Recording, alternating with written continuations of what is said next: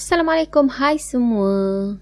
Kembali lagi bersama saya Aa berbagi info dan kisah menarik. Oh, sebelum tu jangan lupa tekan tombol subscribe, tekan loncengnya juga. Okey, video seram kali ini kita nak sambung kisah seram penyelam laut dalam. Okey, dalam video hari tu, Part 1, kita dah cerita 3 pengalaman yang dia kongsikan. Saya akan ceritakan 4 pengalaman yang di-sharekan. Okey, dalam video kali ini, saya akan sharekan 4 pengalaman misteri yang di-sharekan. Jadi, dah sedia? Jom kita mula. Okey, pengalaman yang pertama, dia bagi tajuk ikan ke? So katanya dia ada seorang kenalan daripada Indonesia. Dan kenalan dia ni, dia panggil dengan gelaran Duen. Jadi Duen ni, dia berasal daripada Makassar. Dia dah berkahwin dan dah jadi PR pun.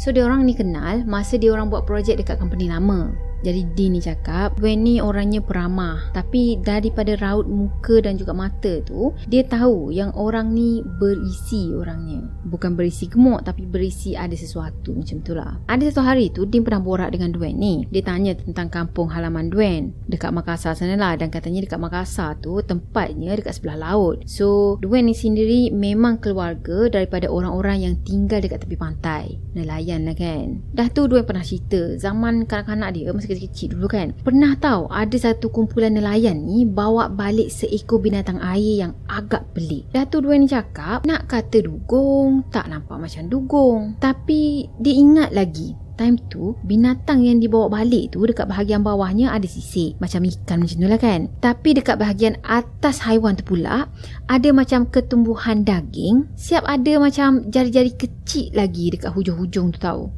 Sekali macam kalau imagine tu boleh tahan lah geli kan. Siripnya pula tak ada langsung tahu. Dan muka haiwan tu macam ikan, tapi mata dia buntang tau. Dan yang lagi pelik, mata dia ni boleh berkelip-kelip. Sekali kita fikir, ya tak ya juga kan, ada ke ikan yang berkelip dekat dalam laut? Dan nelayan yang tangkap haiwan ni cakap apa tau, masa ditangkap makhluk tu, diorang ni semua dapat dengar macam ada orang menjerit dekat dalam laut sana. Bunyinya nyaring sangat. Diorang apa lagi dah menggelabah tadi kan, sebab bunyi yang sangat nyaring datang pula daripada arah laut sana. Diorang terus naikkan jala diorang. Dah tu terus balik ke pantai. Jadi pada malam tu, malam diorang tangkap makhluk tadi, malam tu juga bunyi macam ada kepala ribut yang kuat sangat tengah berlaku tau. Dah masa tu diorang semua kat kampung ni kan, dah ready lah nak tutup pintu tingkap semua. Kononnya macam nak prepare untuk hujan lebat lah. Tapi anehnya, bunyi angin tu bertiup selama 15 minit tau. Dah tu reda. Dah tu bila diorang jenguk je kat luar, tak ada pun tanda-tanda nak ribut ataupun nak hujan ribut ke apa kan. Tak ada langsung, sunyi je, damai je. Padahal bunyi tu dah memang confirm dah diorang dengar tau, macam ada benda terbalik semua kan. Dah lepas tu kecoh pula yang kata nelayan yang tangkap ikan tadi, ikan misteri tu kan, keluarganya cakap nelayan tu hilang tau, tak ada dekat rumah dia. Ya, keluarga nelayan tu cakap yang dia selalu sangat dengar ada orang panggil-panggil nama dia dekat luar sana masa ribut tu berlaku. Dah tu puas tau orang ramai cari dia dekat mana, tapi tak jumpa-jumpa juga. Last sekali orang ramai jumpa mayat lelaki tu dekat pantai, dan bahagian badannya pula hampir putus macam tu tau, seolah-olah macam kena gigit dengan haiwan yang giginya tajam. Ikan yang ditangkap hari tu pula dah tak ada dah, tiba-tiba je hilang tau. Memang misteri lah. Kalau nak cerita ikan duyung pun mesti dia dah cakap kan, nampak macam ikan duyung kan, tapi ini ikan misteri lah. So kisah yang seterusnya, kisah yang kelima, dia bagi tajuk dekat sini, penyelam yang tak diundang. Okey, katanya sebahagian daripada tugas dia adalah untuk menyelam dekat laut dalam, yang mana syarikat ni perlukan khidmat dia orang untuk buat aktiviti sosial korporat, CSR katanya. Ialah aktiviti tu semua dia orang buat untuk masyarakat setempat, bergantung kepada kepakaran dia orang. Okey, salah satunya adalah untuk menolong pihak berkuasa tempatan dalam operasi menyelamat. In case lah berlaku sebarang bencana ke, kemalangan ke, diorang lah yang akan tolong. Jadi Din ni, dia masih ingat lagi ada satu tragedi tu yang mana sebuah jambatan gantung dah roboh dan mengakibatkan berpuluh kenderaan yang jatuh ke dalam sungai tau. So pada masa tu, diorang ni semua dipanggil oleh pihak berkuasa sana untuk membantu operasi menyelamat dan mengenal pasti kalau lah ada mangsa lain yang hidup ataupun yang dah meninggal dekat dalam dalam sungai tu. So katanya diorang sebagai juruselam profesional tadi, diorang memang dah bertahun-tahun dah pengalaman kan. Dah lali sangat dah tengok bangkai kenderaan yang terhempas ataupun masuk ke dalam dasar laut sana. Dan biasanya kenderaan yang diorang terlibat tu adalah kenderaan tentera ataupun komersial. Dah tu mangsa ataupun mayat diorang jumpa adalah orang dewasa lah, sebab yelah dah masuk tentera, of course lah dewasa kan. Tapi dalam kes kali ni, katanya kes ni sangat tragis sebab dalam kes ni melibatkan kenderaan orang awam tau. Dah tu mayat-mayat yang nak dikenal pasti pula terdiri daripada keluarga, termasuk kanak-kanak, orang tua kan, yang mana diorang ni semua kebanyakannya tengah on the way untuk bercuti. Kebetulan pada masa tu diorang ada cuti sekolah dekat sana. Jadi pada hari pertama, diorang bantu bomber dan juga pasukan medik untuk pergi menyelam dekat kawasan dasar sungai sana, yang mana sungai tu boleh tahan jugalah arusnya deras, lepas tu agak dalam juga airnya pun. So boleh bayangkan dekat sini keadaan air yang keruh dan juga dalam. Katanya itulah yang menyukarkan usaha diorang ni semua untuk cari mayat mangsa kemalangan ni. Masa diorang ni menyelam, masa Din ni menyelam, dia dapat lihat tau, dia dapat nampak lah kelibat ada beberapa kenderaan tu ada dekat dalam lubuk dan boleh kata bertindih antara satu sama lain. Jadi Din dan juga salah seorang kawan dia yang lain ditugaskan untuk cari sebanyak mungkin mayat-mayat mangsa. Dah tu bawa mayat tu naik ke atas, naik permukaan kan. Jadi hari pertama je diorang berjaya keluarkan 6 mayat. Ada orang dewasa dan ada juga kanak-kanak. Pada masa tu ramai lagi mayat yang diorang percaya belum dijumpai. Ialah berdasarkan diorang buat anggaran lah kan, anggaran kematian dan juga kehilangan orang tu berapa ramai. So esoknya tu Din pergi menyelam lagi berseorangan tau, sebab katanya rakan dia, partner dia yang seorang lagi tu terpaksa buat tugas lain. Jadi Din ni lah yang mula menyelam, pergi seorang-seorang, pergi cari mangsa dekat sebuah bas persiaran. Masa Din dah menyelam tu, dia nampak tahu keadaan bas tadi dah remuk teruk dah. Ialah sebab bas tu sendiri pun dah terhempas, ada dekat dasar sungai sana. Dan Din cakap untuk cari mangsa pada masa tu memang sangat-sangat tipis. So dia pun tak lengahkan masa, dia masuk ke dalam bas tu, dia masuk ikut tingkap. Okey, lepas dia dah masuk ke dalam bas tadi, dia pelik tau, sebab tengok keadaan bas tu seolah-olah macam tak ada penumpang. Katanya bas tu hampir kosong. Jadi dia pun risaulah kan, kut-kutlah ada pemangsa yang besar macam ikan ke buaya ke apa yang memang tinggal dekat dalam sungai tu. Dah tu ambil kesempatan ni untuk makan mayat-mayat mangsa. Dah lepas dia dah confirm dah dekat dalam bas tadi tak ada apa-apa, dia pun keluar pergi ke arah satu kenderaan yang lain. Kali ni dia pergi dekat satu minivan pula. Macam tadi juga, dia tengok tak ada mayat yang dijumpai. Dekat dalam minivan tu pun tak ada mayat juga tau. So masa tu katanya dia cubalah bersangka baik kan. Dia fikir mungkin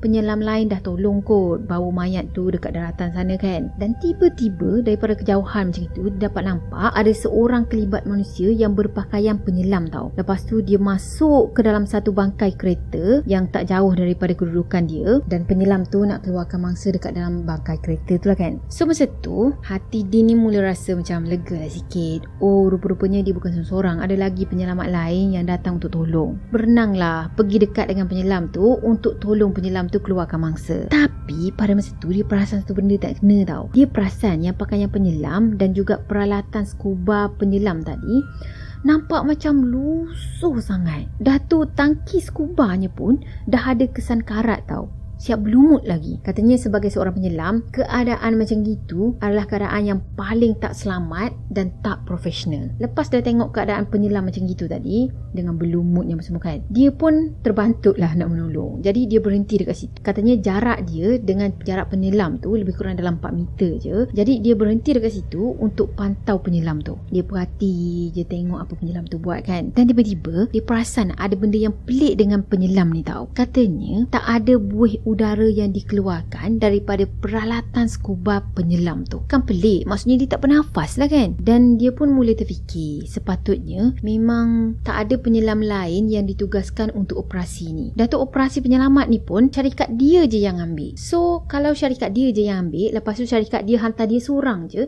sepatutnya tak ada orang lain tau. Jadi dia pun macam, yelah, dengan hati yang membuat-buat, fikiran yang tertanya-tanya, dia pun pergilah ke arah penyelam misteri tu. Katanya dia cuba untuk tarik perhatian penyelam misteri tu, dan Dan dia nampak yang penyelam misteri tadi masih lagi sibuk tengah keluarkan mangsa daripada kereta tu. So tak puas hati, Dean tadi pergi berenang dekat sebelah penyelam tu dan dia pergi cuit bahu penyelam tu tau. Bila dah cuit tu, penyelam tadi pun palingkan muka ke arah Dean ni tau. Dan masa itulah Dean ni memang terkejut sangat sebab apa yang dia nampak, muka penyelam tu seolah-olah macam daging yang dah mereput tau, yang dah lama sangat ada kat dalam air. Itu pun dia nampak daripada sebalik topeng scuba tu lah. Dah tu dia nampak bola mata lelaki misteri ni. Masa itulah dia mula panik. Lepas tu dia terus berenang naik ke permukaan sana kan, permukaan air sana. So masa dia tengah berenang tu, dia dapat dengar tau daripada bahagian belakang ni ada seseorang yang tengah bercakap dengan dia. Katanya, balik ke sini cepat, kita kena tolong dia orang. Kalau sekali kita fikir mungkin penjaga sungai situ lah kan.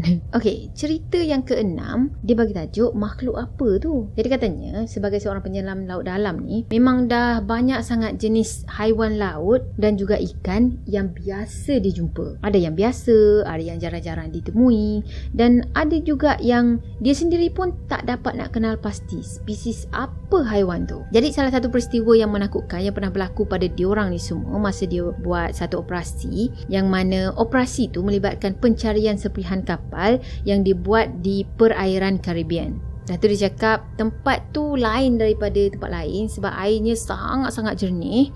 Dah tu tak sesejuk lautan Atlantik. So untuk tugasan ni, dia dengan seorang lagi kawan dia diturunkan menggunakan platform besi dengan dinding kawat besi di sekelilingnya. Dah tu dia cakap platform tu terbuka dekat bahagian atas. Katanya untuk memudahkan diorang ni keluar dan naik ke atas permukaan balik. Jadi pada masa tu sebab air tu jernih sangat, so diorang boleh nampak semua yang ada dekat dasar laut sana tau. Jadi dia cakap dia boleh menikmati suasana dalam laut yang sangat cantik. Macam-macam yang dia nampak, hidupan air macam terumbu karang, lepas tu ada ikan-ikan yang berenang sana sini kan. Clear dia nampak. Sekali fikir seolah-olah macam pergi bercuti pula kan. Jadi pada masa tu, masa dia berada dalam kedalaman kira-kira dalam 50 meter, suasana dah mula berubah dah. Air dekat sana masih lagi biru tapi kelam, agak kelam tau. Dan pada masa tu tak ada lagi bunyi ataupun ikan-ikan yang diorang boleh nampak. Yang adanya diorang je. Dan tak lama lepas tu, suasana yang hening tu tiba-tiba je bertukar jadi cemas. Sebab pada masa tu diorang boleh rasa tau macam ada sesuatu yang sangat besar yang dah melanggar platform diorang daripada bawah sana. So diorang pun terkejut lah kan. Dah tu cemas dan terus pandang ke arah bawah platform tu tau. Pada masa tu apa yang diorang nampak memang sangat menakutkan. Sebab diorang nampak ada satu bayangan makhluk yang macam ikan gergasi. Katanya bayangan makhluk tu berukuran 15 meter panjang tau dan 6 meter lebar. Makhluk tu pula sedang berenang-renang dekat bawah platform diorang. Apa yang saya bayangkan dekat sini, ikan paus lah, ikan paus. Tak tahulah kita pun kan. Dia kan tak pernah sampai ke dasar laut sana. Masa tu makhluk tadi berlega-lega mengelilingi diorang ni tau. Seolah-olah macam tengah mengawasi platform yang tengah turun tadi. Jadi masa tu Dean tadi cubalah kan untuk kenal pasti jenis ikan ni. Ikan apa? Ikan paus ke? Ikan jerung ke apa kan? Tapi katanya susah sangat untuk nampak dengan jelas ikan apa yang dah melanggar diorang tu. Sebab penglihatan dekat dalam tu sangat-sangat kelam. Dah tak lama lepas tu, masa ikan tu berada dalam 200 kaki lagi daripada diorang ni terus bagi isyarat dekat atas kapal sana, menandakan ada kecemasan dekat bawah ni. Tiba-tiba je suasana jadi kelam. Ada bayangan pula yang bergerak dekat atas diorang ni. Rupa-rupanya ikan gergasi tadi tengah berenang dekat atas platform diorang pula. Dan kali ni dia nampak dengan jelas tau makhluk apa yang tengah serang diorang ni. Pada masa tu dia nampak makhluk ni rupa dia macam seekor ikan, macam ikan jerung macam itu. Tapi kulitnya berwarna coklat tau, agak-agak hitam. Lepas tu dia ada sisik-sisik yang macam cengkerang. Giginya pula bertaring kecil tapi agak berlapis-lapis dan juga tajam. Katanya macam pengisar. Saya baru je layan One Piece tau, layan balik daripada awal. Dan tiba-tiba pula kita teringat dekat apa tu, Along. Along tadi macam Sharkman lah. Gigi dia pula dia tajam-tajam macam gitu. Yang paling penting boleh terkeluar giginya. Korang tengok je lah. Jadi Din cakap sepanjang pengalaman dia, diorang ni tak pernah nampak ikan macam gitu tau. Dan dalam mana-mana buku pun, diorang tak pernah nampak gambar ikan yang macam gitu. Ada masa tu, ikan tadi tengah berenang-renang dekat atas diorang ni, seolah-olah macam menunggu masa untuk diorang ni semua keluar daripada platform tu. Masa ni kawan penyelam dia dah mula panik dah. Lepas tu dia bagi isyarat untuk cepat-cepat naik ke atas. Dan tiba-tiba je Din ni rasa ada satu hentakan yang sangat kuat dekat tepi dinding platform tu, sampaikan diorang berdua ni terhombang ke tepi tau. Ya memang kuat lah sebab dinding besi tadi sampaikan remuk tau. Lepas tu diorang boleh nampak ada satu bentuk hentakan, dan bentuk hentakan tu pula jelas nampak macam muncung ikan. Masa tu lah si Din ni dia mula gunakan flag kecemasan, dia bakar, lepas tu dia baling keluar platform. Dan dalam masa yang sama juga dia nampak lihat yang ikan gergasi tadi pergi menjauhi platform tu. Masa tu lah diorang terus bagi isyarat pada kapal diorang ni untuk cepat-cepat tarik diorang ni naik ke atas, sebab diorang dah tak sanggup lagi untuk teruskan operasi ni. Yelah, ini operasi bunuh diri katanya. Jadi masa diorang dah naik atas tu, masa tu lah baru diorang boleh nampak, boleh tengok betapa remuknya keadaan dinding platform tu yang dah dirempuh tadi kan. Katanya kalau sekali je lagi ikan tadi rempuh dinding tu, memang diorang berdua akan terkeluar daripada platform dan terdedah pada lautan. Okey, kejadian yang terakhir dia bagi tajuk penghuni laut dalam. Jadi dia ni cakap sepanjang dia bekerja sebagai penyelam laut dalam tu, memang diorang ni telah didedahkan dan juga belajar tentang macam-macam ilmu pengetahuan macam sains marin, baca peta, kaji cuaca dan juga ilmu-ilmu saintifik yang lain lah yang wajib dipelajari katanya. Jadi in case jadi apa-apa, diorang dah bersedia dah, ilmu dah ada dekat dada. Tapi ada jugalah benda-benda lain yang diorang tak belajar dalam buku, dalam silibus ke apa kan. Tapi ada penyelam-penyelam senior yang lain yang bagi tahu diorang. Salah satunya adalah makhluk-makhluk yang wujud dekat laut dalam. Katanya walaupun diorang ni semua dah berfikiran moden dah tak ambil kisah sangat lah dengan apa mitos, legenda tu semua tu kan. Tapi bila dah melibatkan nyawa diorang, nak tak nak diorang terpaksa akui yang benda-benda ni semua wujud. Lagi-lagi bila dah ada kes kematian tau, kematian rakan-rakan penyelam yang lain dekat laut dalam sana. Katanya sampai sekarang ni pun masih lagi kekal misteri macam mana penyelam tu boleh meninggal.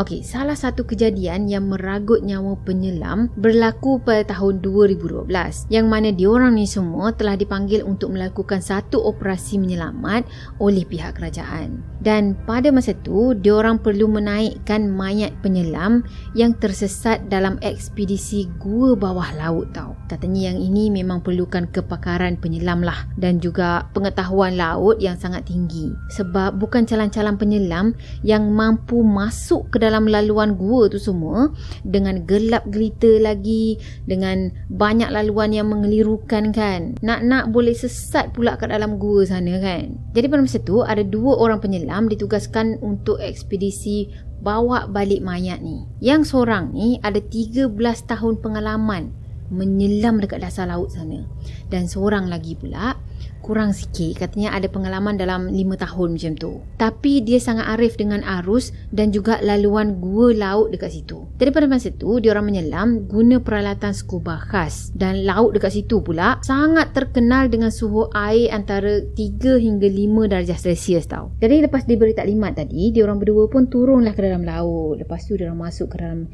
gua laut tu.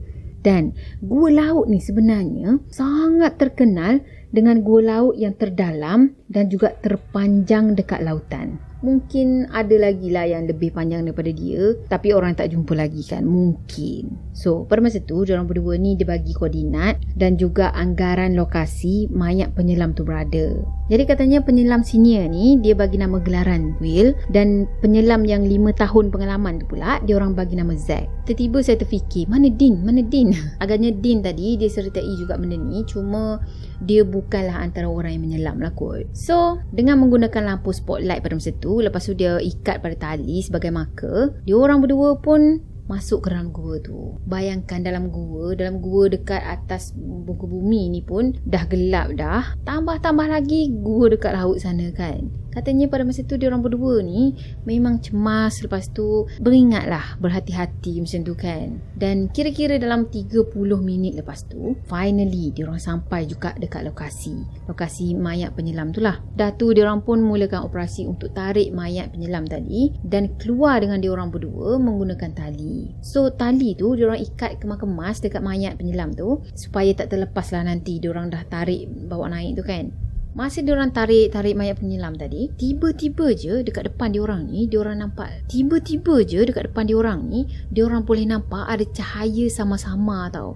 Macam spotlight, lepas tu macam ada kelibat seorang penyelam yang lain pula. Penyelam tu pula ada tak jauh daripada diorang berdua. Yelah, walaupun air laut dalam gua tu macam gelap kan, tapi diorang boleh nampak itu kelibat manusia, nampak dengan jelas. Dah tu sayup-sayup diorang berdua ni dengar suara orang minta tolong tau. Bila dah dengar macam gitu tadi, diorang pandanglah ke arah sosok tu kan, dan memang jelas sangat diorang dengar suara tu datang daripada sosok penyelam tadi. Dah tu makin lama makin jauh ke depan, tau. Seolah-olah melarikan diri ke apa kan. Dah tu katanya sebagai seorang penyelam ni, naluri pertama mereka bila dah dengar orang minta tolong macam tu, memang diorang akan cuba sedaya upaya untuk pergi selamatkan penyelam tu. Yelah, lagipun itu dah jadi tugas diorang kan. Jadi Zack yang lebih muda tadi, 5 tahun pengalaman, Zack tadi pun nak pergi tolong penyelam tu. Tapi pada masa tu, si Will, dia terus tahan Zack ni tau. Jadi Will sebenarnya dia ketua penyelamat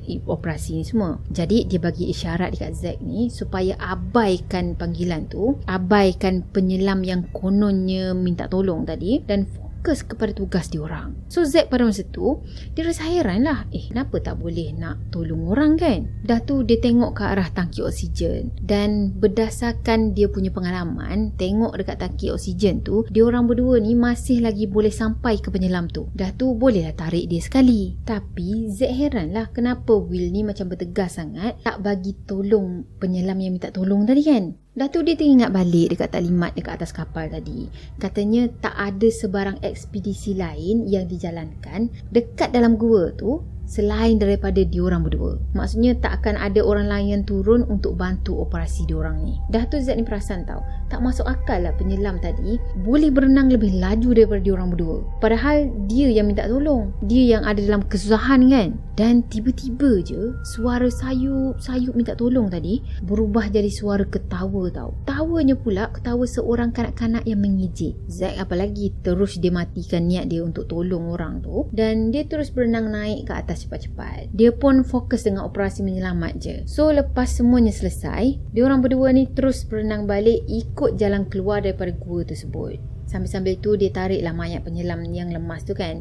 Dia dah ikat sekali dah. Dan katanya sepanjang perjalanan diorang ni, Zack dapat dengar dengan jelas sangat dekat belakang diorang ni ada bunyi bising tau. Seolah-olah macam pergerakan orang dan bercakap-cakap dalam bahasa yang dia sendiri pun tak faham. Mula-mulanya tu Zack ni pelik dengan benda ni semua, tapi lama-lama tu yelah, takutlah juga kan. Yang dia fikir dia nak cepat-cepat naik je. Okey, bila dah naik ke atas sana, diorang dah naikkan mayat penyelam tadi ke kapal dan dah buka dah sup penyelam semua, barulah Will bagi tahu Zack yang sebenarnya apa yang diorang berdua ni nampak bukan manusia, tapi golongan yang diorang kat sana gelarkan sebagai Keepers of the Deep ataupun penjaga laut dalam. Dah tu Will bagi tahu yang mereka ni semua kerjanya hanya buat ilusi.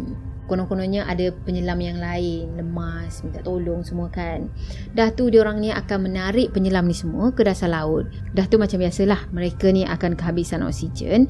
Dah tu lemas dekat dasar laut sana. Dan kemungkinan besar mayat penyelam yang diorang bawa naik tu adalah mangsa makhluk ni juga. The end. Okeylah, saya rasa sampai di sini untuk video kali ni. Saya harap korang sukakan video ni. Dan macam biasa, kalau korang sukakan video ni, jangan lupa tekan tombol like, komen, share dan juga subscribe.